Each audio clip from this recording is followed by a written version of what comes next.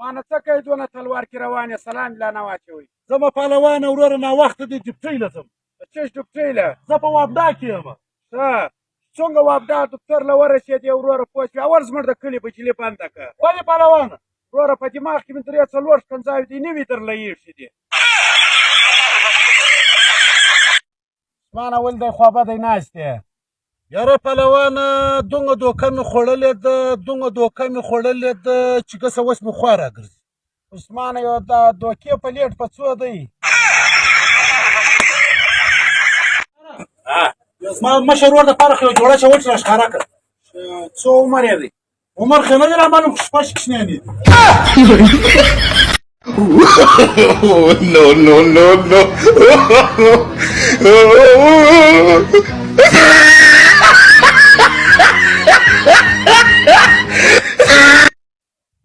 وروره ګیلاس اوبه وڅښم؟ یا څه ترې سړی ناست دی یاره مسلماني که سستانه اوبه خو څښم پرېږدم خیانت چاته راته کوي. وروره یو ګیلاس اوبه به وڅښم مسلماني ده. یا وروره پهلوانه وروره ډېر بد تږی یم وروره دغه مسلمان اوبه نه راکوي چې ویې وروره دا لیونی دی ته راځه زه ماما ته یو ګیلاس اوبه وڅښ خوا خو نه بده. یا وروره د الله پر نامه خو یې لس سپۍ راکړي. پهلوانه ولاړ شه دا دماغ مې خراب شوی دی روژه دومره سخته ده راباندې ځه ولاړ شه دماغ مه خرابوه. وروره نه نسه چې دونه پر در سخته ده ما ته لس سپۍ راکړه زه خپله پوه شوې روژه مات پاخم یاره. وابډا والا نمستې بجلي به څه وخت راشي؟ دا بجلي پرېږده نمستې چاته وایي؟ وابډا والا ته سلام راچوم دی که علاقې سره چغداري کوي. مانه شیدو چای دې ورته ویل دی؟ لکه دا شیدو چای راوړه. دا دې شیدو چای. وروره ما شیدو ده ورته ویلې سلیماني دی.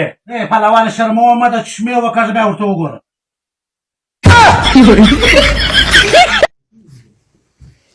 پهلوانه زما 500 روپۍ راکړه. وروره ستا 500 روپۍ خو زما پلار د مخ په جیب کې ویوړې دوبۍ له. څه کوې چیرې ځې؟ زما نن ستا په پلار چې دوبۍ له خامخا 500 روپۍ ځینې اخلم. یاره پهلوانه ډېر بد پریشان یم. ولې خیر دی؟ ته خلک دا پولې ته څه رقم ښځې؟ خو دونه خبره نه ده وروره پوه شوې مخ پاخوا که ځه خېزه پر داله چې ارامه کښېنه. مشرفجي سکول کې ناست. مشرفجي تا ته زه هره میاشت فیس درکوم یاره بیا دا زما کوچنی سبق نه وایي. ژړ سترګې دونه ښایسته پړی در کوم یو ورځ دا سړي پلار راوستلی دونه ښایسته پړی ورکوم تا دا کوچنی پلار راکش کړی دي ما له دونه غټ برېتونه بیا و پلار بیا